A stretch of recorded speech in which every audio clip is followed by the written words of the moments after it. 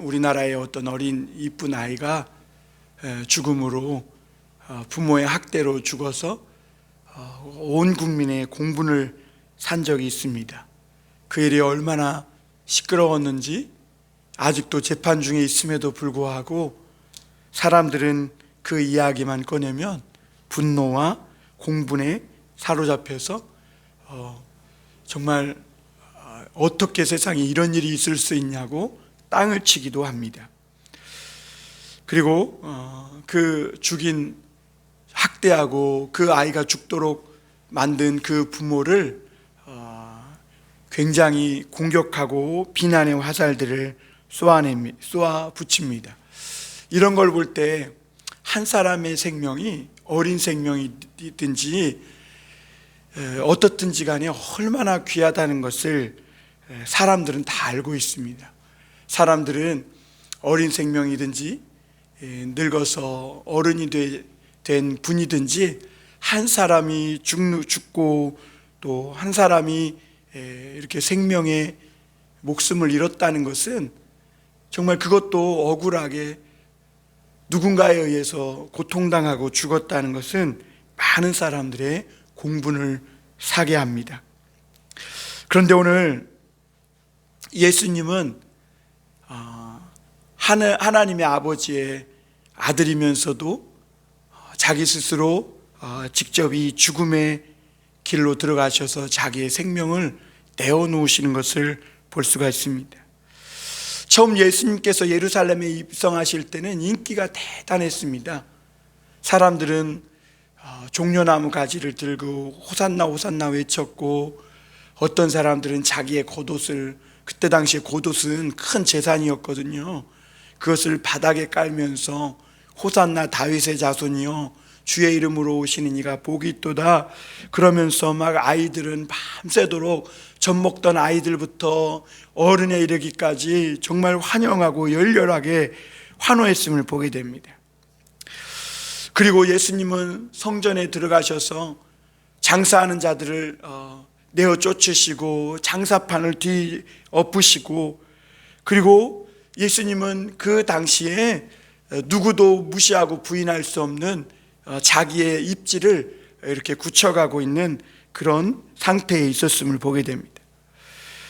그런데 예수님은 많은 사람들이 기대했던 것과 달리 또 사람들의 그 엄청난 인기와 영광을 뒤로하고, 오늘 말씀해 보니까 예수님은 기드론 시내 건너편 이 죽음의 골짜기, 또 다른 복음서에는 그곳을 겟세마네 동산이라고 이렇게 말씀하고 있더라고요. 그곳으로 가시는 것을 보게 됩니다. 예수님이 왜 그곳으로 가셨는가? 왜 많은 사람들의 영광과 환호를, 또 그 기대를 뒤로하고 왜 예루살렘에 있는 그 왕의 보좌가 아니라 왜 죽음의 기드론 시내로 가셨는가? 그것은 겉으로는 멀쩡하지만 속으로는 완전히 죽어서 시체 냄새가 나는 죽은 자와 같은 우리들을 다시 살리시기 위해 주님은 그 기드론 건너편에 있는 동산으로 가신 것입니다. 오늘 우리가 이런 말씀들을 한번 보면서 오늘 이 시간에 오늘날 이때를 살아가고 있는 우리의 상태를 다시 한번 깨닫고, 또 하나님이 우리에게 원하시는 뜻이 무엇인지 오늘 이 말씀을 통해 우리가 깨닫고, 정말 이 어두운 시대에 정말 비단점 없는 그렇게 어둡고 혼란한 시대에 방향을 잃지 않고 살아갈 수 있는 그 길을 오늘 우리 말씀을 통해서 깨닫게 되기를 바랍니다. 오늘 우리가 이 말씀에서 생각해 볼 것은 우리 인류가 처한 실상이 마치 마른 뼈들이 가득 모여있는 그런 시체들 더미가 쌓여있는 그런 기드론 시내와 같은 그런 상태에 있다고 말할 수 있습니다. 오늘 1절 2절 한번 보겠습니다. 예수께서 이 말씀을 하시고 제자들과 함께 기드론 시내 건너편으로 나가시니 그곳에 동산이 있는데 제자들과 함께 들어가니라. 그곳은 가끔 예수께서 제자들과 모이시는 곳이므로 예수를 파는 유다도 그곳을 알더라. 이렇게 말씀합니다. 예수님께는 드디어 결단의 시간이 왔습니다. 예수님이 그냥 가만히 계시면 아무도 이 예수님을 찾을 수가 없습니다. 유월절 그 명절이 닥쳐서 수많은 사람들이 예루살렘에 들이닥쳐 있는데 예수님과 제자들과 몇 사람만 아는 이 기드론 시내 건너편 동산에 주님은 가셨어요. 거기서 예수님이 가만히 계시면 아무도 예수님을 붙잡을 수가 없습니다. 그런데 예수님은 가만히 계시지 않고 유대인들에게 붙잡혀 고통당하시고 십자가에 못 박혀 어떻게 죽으실 것을 다 아시면서도 그 길로 나아가시기를 선택한 것을 볼 수가 있습니다. 그래서 예수님은 그때에 기드론 건너편 그 동산으로 가셨다 이렇게 말씀합니다. 이 동산은 예수님과 제자들이 가끔 와서 또 기도하고 쉬기도 하고 했던 곳인데 가룟 유다도 그것을 알고 있더라. 가룟 유다도 예수님을 은삼십에 판 가룟 유다도 그것을 알고 있더라. 이렇게 말씀하는 것을 보게 됩니다. 예수님이 그 기드론 시내를 건너서 갔다는 것은 이제는 다시 돌아올 수 없는 강을 건넜다는 것을 말합니다. 예수님 마음에는 이미 작정하신 거예요. 겉으로는 막 살아있는 것 같이 시집도 가고 장가도 가고 이런저런 일들도 하고 오늘도 열심히 부지런히 일하고 살지만 그 사람들의 그 속은 죽은 자와 같다는 것이죠. 사망이 역사하고 있고 결국에는 사망 가운데 죽어서 썩은 시체가 되고 결국에는 마른 뼈로 한 줌의 흙으로 돌아갈 것을 주님은 알고 계신 것입니다. 그런데 제자들은요, 왜 예수님이 이 명절날 요때에 기드론 시내를 건너서 동산으로 가셨는지 이해하지 못했습니다. 왜냐하면 그 기드론 시내는 죽음의 골짜기라서 그 옛날에 공동묘지가 없을 때는 그 사람들이 막 죽으면 산에다 너나 나나 다 갖다 그 시체를 장사 지내는 묻는 그런 곳이 시골 동네마다 다 있지 않았습니까? 마치 그런 곳과 같았어요. 사람이 죽으면 내다 버리는. 그래서 죽은 시체와 죽은 뼈들이 널려 있고 시체 썩은 물이 흐르는, 그리고 역겨운 냄새가 진동하는 곳이 기드론 시내였기 때문에 그래요. 그런데 여러분, 여기서 우리가 주목해 보아야 할 표현이 동산으로 가셨다는 것입니다. 이 동산이 동산으로 주님이 들어가셨다는 이 말씀은 우리가 창세기 3장에 보면 하나님께서 그 동산을 창설하시고 거기에 아담을 두시고 아담과 함께 날이 서늘할 때마다 거니시던 그 동산을 생각나게 합니다. 그 동산은 생명의 동산이었어요. 그 동산은 부족함이 없었고 정말 모든 것이 만족하고 어두움이 그림자가 없는 그런 생명이 정말 왕성하게 역사하는 동산이었고 죽음이 없는 그런 생명의 동산이었어요.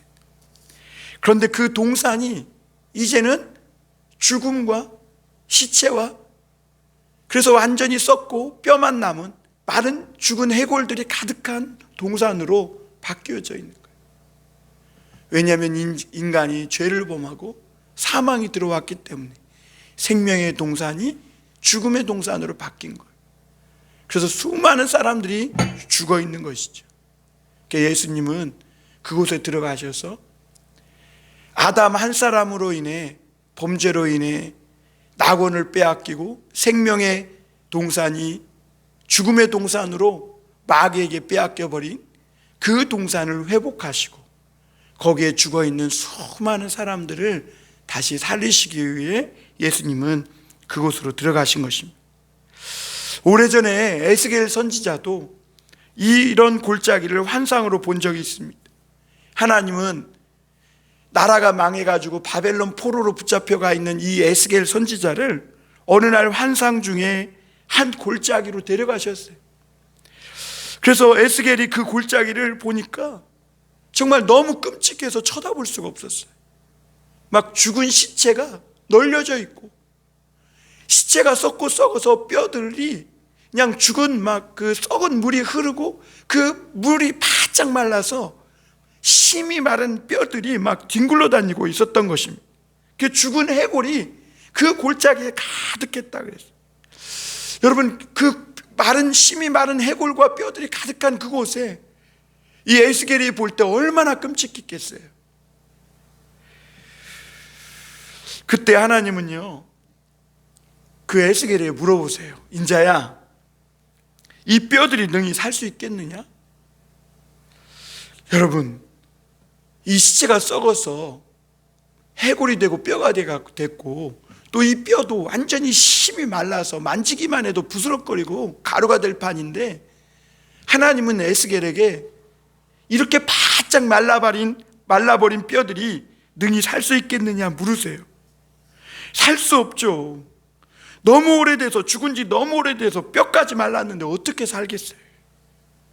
그때 하나님은 에스겔에게 이 마른 뼈들을 향하여 말씀을 대언하라 이렇게 말합니다. 그때 이 에스겔은 주님 앞에 부정적인 말을 하지 않았어요. 주님께서 하십니다 라고 고백했고, 주님께서 말씀을 대언하라 하실 때에 이 에스겔은 이 죽은 이 시체가, 사람이 죽어서 심이 마른 뼈들이 된 이 마른 뼈들을 향해 에스겔은 설교를 하기 시작합니다. 마른 뼈들아 살아나라. 하나님의 말씀을 듣고 살아날지어다. 마른 뼈들아 살아나라 설교합니다. 여러분, 이 뼈들이 무슨 귀가 있어서, 귀도 다 썩어서 없어졌는데 무슨 귀가 있어서 듣고, 무슨 신경이 있어서 움직일 수가 있겠어요. 그런데 에스겔은 하나님의 말씀대로 그렇게 대언을 하자 완전히 마른 이 뼈들이 움직이기 시작합니다. 그리고 뼈와 뼈들이 들어맞더니 힘줄이 생기고 살이 오르고 피부가 덮이고 가죽이 덮이니 사람이 된 거예요. 그런데 사람이 되긴 됐는데 아직 숨은 쉬지 않아요. 죽은 시체처럼 누워 있는 거예요. 그러자 하나님은 에스겔에게 또 하나님의 말씀을 다시 전하라고 말씀하십니다. 뭐라고 말씀을 전하라 하십니까? 생기야, 사방에서 들어와서 이 죽음을 당한 자들에게 불어서 다시 살아나서 일어나게 하라는 것이죠. 그러자 이 사람이 된 시체가 이렇게 누워서, 사람은 됐지만 숨을 쉬지 않았었는데 심장이 뛰기 시작하면서 숨을 쉬기 시작합니다. 그리고 이 시체들이 살아서 숨쉬고 일어나서 큰 군대가 하나님의 군대와 같이 일어서게 되는 것을 보게 됩니다. 골짜기의 시체들은 이 바벨론 포로로 붙잡혀가 있는 이 유대인들이 살아있는 것 같지만 사실은 죽은 자요. 그들이 정신적으로 죽었고 너무너무 오랫동안 포로로 살다 보니까 완전히 소망을 잃어버린 채 그렇게 아무 희망도 없이 마른 뼈들처럼 살아가는, 죽지 못해 살아가는, 사망을 향해 달려가는 이 유대인들을 상징하는 것을, 유대인들을 말씀하고 있는 것을 보게 됩니다. 그런가 하면 이 골짜기의 시체들은 누구냐면 오늘날 내일의 기약 없이 하루하루 그저 죽음을 향해 달려가고 있는 모든 인류를 말씀하고 있는 것이죠. 여러분, 인류의 실상은 죽었고 육체는 점점 썩어가고 있고, 그래서 우리 인간들이 살아가는 세상은 썩은 내가 진동하는 것입니다. 겉은 시집가고 장가가고 먹고 마시고 좋은 옷 입고 돈도 쓰고 좋은 차로 타고 그렇게 살아가고 있지만 실상은 우리 속의 해골은, 우리 속의 모든 육체는, 장기는 썩어가고 있고 정신도 썩어가고 있는 거예요.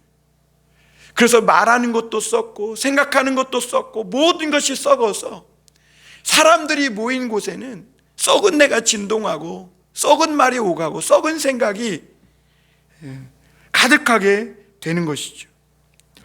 오늘날 유수한 대학을 나오고 정말 많이 배워서 훌륭한 사람이라고 생각되었던 그런 사람들이 실제로 그 삶을 뒤집어 보니까 그 삶 속에는 썩은 물이 가득 흐르고 있는 거예요. 이미 썩어가고 있는 것이죠. 그들의 생각은 썩었고 그들의 이 말도 썩어서 그들의 삶에는 썩은 행동만 하게 되는 거예요. 그리고 오늘날 온 나라가 썩은 내가 진동하고 있음을 보게 돼요.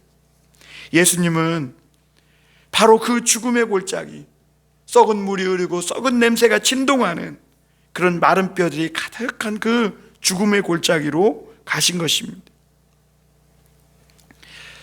그리고 이제는 이 동산에 죄와 어둠은 몰아내고 이제는 생명이 가득하도록 주님은 변화시키기 위해, 살리시기 위해 들어가신 것입니다. 죽은 뼈와 같이 아무런 소망 없는 우리를 살리기 위해서 주님은 그 죽음의 골짜기로 찾아 들어가신 것이죠. 오늘 우리가 두 번째로 생각해 볼 것은 예수님은 비록 우리가 다 죽어서 썩어서 시체가 되고 또 마른 뼈와 같이 아무런 쓸모없는 해골과 같은 존재가 되었을지라도 우리 중에 하나도 잃지 않으시길 원하시는 분이심을 우리가 볼 수 있습니다. 예수님은 자기를 잡으러 온 사람들을 오히려 기다리고 계셨음을 3절에서 말씀하고 있는데 한번 3절 보겠습니다. 유다가 군대와 대제사장들과 바리새인들에게서 얻은 아랫사람들을 데리고 등과 횃불을 무기를 가지고 그리로 오는지라 그랬어요. 여러분, 유다가, 예수님의 제자 유다가 앞장서고 또 많은 그 사람, 아랫사람들, 대제사장과 바리새인들에게서 얻은 이 아랫사람들을 제법 많은 사람들을 데리고 무기를 들고 그렇게 예수님을 잡으려고 이 동산으로 찾아옵니다. 왜냐하면 가룟 유다도 이 동산을 알고 있었기 때문이고, 가룟 유다는 오늘 예수님이 이 동산으로 온다는 정보를 미리 알고 있었기 때문에 은 30에 예수님을 팔고 그 정보를 빼내준 것입니다. 그런데 이들은 횃불은 들었지만 지륵 같은 밤중에 골짜기에서 누가 예수인지 알 수가 없는 거예요. 그래서 유단 군병들과 미리 군호를 짠 겁니다. 찾아가서 입맞춤으로 하면 그 사람이 예수니까 잡으라는 것이죠. 그런데 예수님은 가룟 유다와 입맞춤을 하기 전에 먼저 이 자기를 잡으러 온 사람들에게 말합니다. 누구를 찾느냐 말씀하십니다. 그들이 나사렛 예수라 하니 예수님이 뭐라 그래요? 내가 그니라 그래요. 내가 그니라. 질 같은 어둠이 가득해서 그들이 들고 온 이 작은 횃불에 의지해서 그 예수님을 찾고 있는데 누가 예수인지 알 수 없어서 헤매고 있는 그들을 향해 예수님이 먼저 누구를 찾느냐 물으세요. 그래서 나사렛 사람 예수를 찾는다 이렇게 말해요. 그때 예수님은 내가 그니라 이렇게 말씀하세요. 근데 오늘 놀라운 사실이 그때에 사람들이 땅에 엎드러져 뒤로 물러나 땅에 엎드러졌다 이렇게 말씀하고 있어요. 그래서 오늘 그 6절 한번 보겠습니다. 6절에 이렇게 말씀하시죠. 예수께서 그들에게 내가 그니라 하실 때에 그들이 물러가서 땅에 엎드러지는지라. 여기서 이 말씀은 그들이 땅에 쓰러졌다 이 말이에요. 그러니까 예수님의 큰 권세가 나타난 거예요. 내가 그니라 그럴 때 권세가 나타나서 예수님을 잡으러 왔던 사람들이 땅에 쓰러져 엎어지고 만 것입니다. 예수님은 지금이라도 충분히 잡히지 않으실 수 있어요. 하늘에 12영도 더 되는 천사들을 예수님은 동원하셔서 자기를 잡으러 온 그 사람들을 한 번에 멸하실 수 있는 그런 능력의 예수님이세요. 그런데 예수님은 스스로 죽음의 골짜기로 가셨고 마른 뼈가 있는 그곳을 찾아가셨고 거기에서 내가 그니라 라고 말씀하고 계세요. 그들이 뒤로 물러나서 엎드러져서 찾지 못하니까 다시 예수님이 물으세요. 누구를 찾느냐? 그리고 그들이 대답할 때 내가 그니라 또 말씀하시는 것을 보게 됩니다. 그러면서 예수님이 나를 잡으러 왔으면 내 제자들이 가는 것, 이 사람들이 가는 것은 용납하고 하라 하면서 예수님께서 먼저 자기와 함께 있었던 이 사람을 보내시는 것을 보게 됩니다. 우리 한번 8절 9절 보겠습니다. 예수께서 대답하시되 너희에게 내가 그니라 하였으니 나를 찾거든 이 사람들이 가는 것을 용납하라 하시니 이는 아버지께서 내게 주신 자 중에서 하나도 잃지 아니하였사옵나이다 하신 이 말씀을 응하게 하려 함이로라 그랬어요. 여러분, 예수님이 왜 이렇게 하셨습니까? 왜 예수님이 권세를 나타내서 자기를 잡으러 온 자들에게 내가 그니라 하시면서 뒤로 물러나 땅에 엎드러지게 쓰러지게 하십니까? 그것은 예수님이 하나님의 말씀을 이루기 위함이었어요. 하나님의 말씀은 뭡니까? 9절에 보면 예수님께 주신 바 된 사람은 한 사람도 죽으면 안 돼요. 이 사람들은 예수만 잡을 게 아니라 예수와 함께 있는 사람들을 잡아서 죽이려고 그들을 다 함께 잡으려고 온 거예요. 그러니까 예수님은 자기와 함께 있었던 이 사람들이 잡혀서 자기처럼 되지 않도록 하기 위해서 엄청난 권세를 통해 자기를 잡으러 온 자들의 땅에 쓰러뜨리시고 그렇게 권세를 나타내신 후에 이 사람들은 가게 해달라고 보내달라고 나를 잡으러 왔으니까 이 사람들이 가는 것은 용납해달라 하고 그 제자들을 도망치게 한 후에 그리고 도망치게 하신 것을 우리가 여기서 볼 수가 있습니다. 여러분, 우리가 이런 것들을 볼 때 성경을 믿는 우리들은 이 성경 말씀이 굉장히 중요하다는 것을 기억해야 합니다. 믿는 자들은 성경 말씀으로 하나님을 움직일 수 있는 사람들이에요. 예수님도 이 성경 말씀으로 사람들을 움직이셨어요. 하나님께서 말씀하시면 분명히 역사가 나타난다는 거예요. 마른 뼈들이 에스겔의 골짜기에서 하나님의 말씀으로 살아나라 그러면 사는 거예요. 하나님이 너희는 산다 그러면 오늘 당장 먹을 것이 없어도 어떻게든지 하나님은 먹이시고 살려주세요. 너희가 예수를 믿으면 멸망하지 않고 영생을 얻는다 그러면 분명히 영생을 얻고 지옥 가지 않고 천국에 들어가는 거예요. 이 말씀을 믿으면 절대로 망하지 않고 영생을 얻는 거예요. 그대로 되는 거예요. 왜냐하면 이 말씀이 하나님을 움직이는 거예요. 그래서 예수님은 하나님의 말씀대로 한 사람도 잃어버리거나 죽지 않도록 하기 위해서 이 권세로 사람들을 땅에 쓰러뜨리시고 제자들을 먼저 도망치게 한 것을 보게 됩니다. 그런데 오늘 제자들 중에 도망치지 않은 제자가 있어요. 바로 베드로예요. 이 베드로는 도망치지 않고 자기가 예수님을 구원하려고 하는 것을 볼 수가 있어요. 그런데 예수님은 그 베드로를 말리시고 오히려 이것이 자기에게 방해가 되는 것을 아시고 칼집에 도로 꽂으라 하시고 베드로가 베어버린 말고의 귀를 회복시켜 주는 것을 볼 수가 있습니다. 여러분, 우리가 알아야 될 것은 하나님은 천사 하나를 보내서도 아수르 군사 18만 5천 명을 하룻밤 사이에 죽이시는, 멸하시는 하나님이세요. 하나님은 이스라엘 백성들을 죽이려고 쫓아오는 이 애굽과 바로의 군사들을 이 홍해에 들이밀어서 한 번에 몰살시키신 것을 보게 됩니다. 왜 하나님이 이렇게 하시느냐? 하나님의 백성을 지키기 위함인 거예요. 오늘 예수님이 왜 이토록 큰 권세와 능력을 사용하시는가?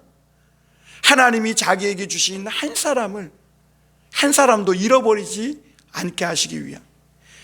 여러분, 세상은, 악한 자는 우리를 자꾸 건드리고 믿는 자들을 학대하고 잡아가는 것 같고 괴롭히고 고통당하게 하는 것 같지만, 예수님은 세상의 악한 자가 믿는 자들을 이렇게 건드리는 것을 굉장히 싫어하세요. 그래서 세상 사람들이 지금 이 믿는 자들도 뿐만 아니라 이 세상을 쥐락펴락하는 것 같지만 실상은 다 하나님의 손 아래에 있다는 것이죠. 하나님이 뒤에서 움직인다는 것을 믿으시길 바랍니다. 그리고 하나님은 한 사람도 잃어버리지 않고 자기 사람을 사랑하시되 끝까지 사랑해서 지키시고 보호해 주시는 것입니다. 그래서 여러분, 우리 믿는 자들은 이제 칼은 칼집에 도로 넣어야 합니다. 싸움은 이미 예수님이 싸우시고 승리하신 것입니다. 예수님 말씀대로 아버지께서 주신 사람을 하나하나도 잃어버리지 않고 다 살리시기 위해서 큰 권세를 사용하셨고 무사히 갈 수 있도록 하셨는데, 끝까지 안 가고 싸우려 했던 이 베드로는 칼을 휘둘러서 대제사장의 종의 오른쪽 귀를 떨어뜨리는 것을 보게 돼요. 피투성이가 된 것이죠.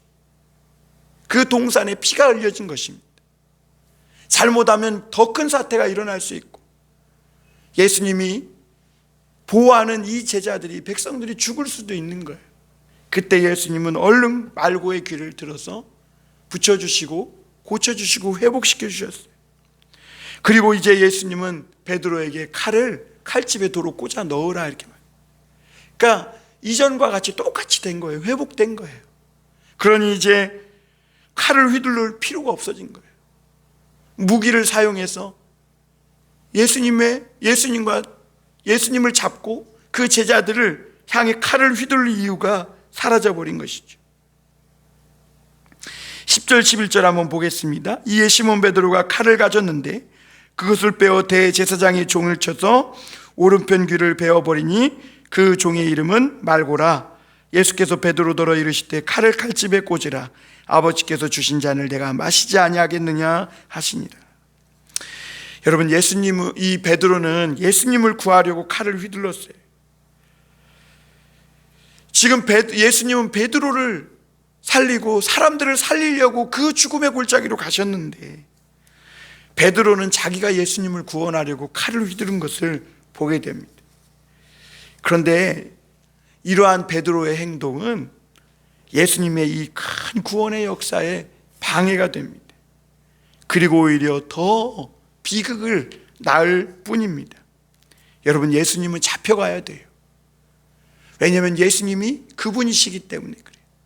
우리의 모든 죄를 사하시고 마른 뼈와 같은 우리들을 다시 살리셔서 하나님의 생기를 불어넣으셔서 다시 살리실, 그래서 하나님의 군대처럼 일어나게 하시고 죽음의 골짜기, 그 죽음의 동산이 생명의 동산으로 바꾸실 그분이 바로 예수님이시기 때문에 그래요. 그래서 오늘 예수님을 잡으러 온 그 사람들이 누구를 찾느냐 그럴 때, 나사렛 예수를 찾는다 그럴 때 내가 그니라 하신 거예요. 너희가 찾는 사람이 바로 나다. 너희가 진정으로 찾는 그가 누군지 모른다는 거예요. 그런데 너희에게 정말 필요한 자가 누구냐? 내가 그니라. 예수님께서 붙잡혀가서 온갖 모욕과 조롱과 고난당하시고 십자가에 달려 죽는 것은 우리를 위해 쓴 잔을 마시는 것이라고 표현을 합니다. 우리가 마셔야 할 이 죽음의 잔을, 이 쓴 잔을 죽은 주님이 대신 마시는 것입니다. 베드로는 예수님을 구할 수 없어요. 베드로는 칼을 칼집에 도로 꽂아 넣어야 합니다. 그리고 칼집을 도로 꽂아 넣었고, 예수님은 칼로 일어난 자는 칼로 망한다고 하신 것이죠.